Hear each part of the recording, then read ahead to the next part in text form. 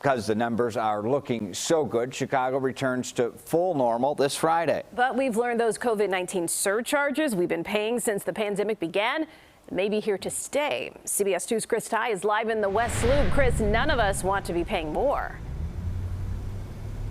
No, none of us do, Brad and Erica, but it turns out we might be paying more for a little bit longer. Those surcharges that began for industries that were hobbled by the pandemic, think hair salons and restaurants, because they had capacity limits and new costs to keep us safe, are not going to vanish when those rules go away this weekend.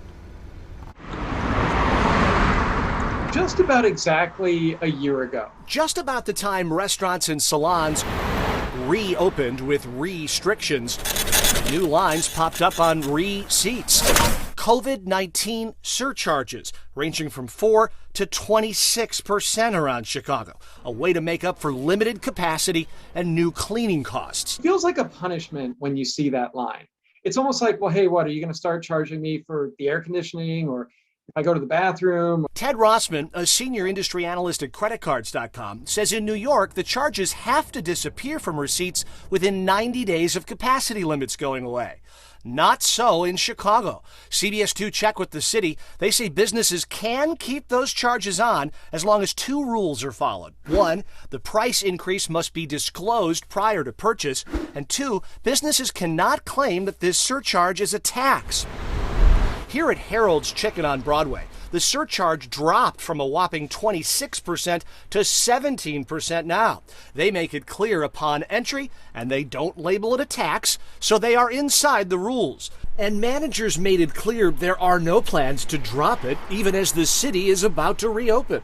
One Yelp reviewer says it's such a shame this place would do this. You truly did lose a local customer today.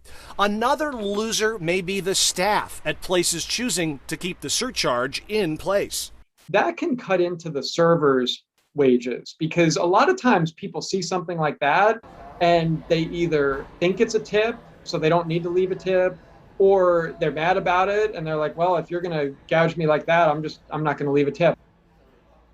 Now, let's be clear, some establishments over the last few months have already gotten rid of the COVID-19 service charges, Brad, but at Heralds, the manager there says there is no plan to remove that 17% COVID surcharge. She says it's to make up for increased food costs and to pay workers. Yeah, and there's no uniformity here, and it's not mandated to have uniformity, so this is obviously a sticky wicket, Chris, but why wouldn't they just raise their prices and that makes up for salaries and food costs?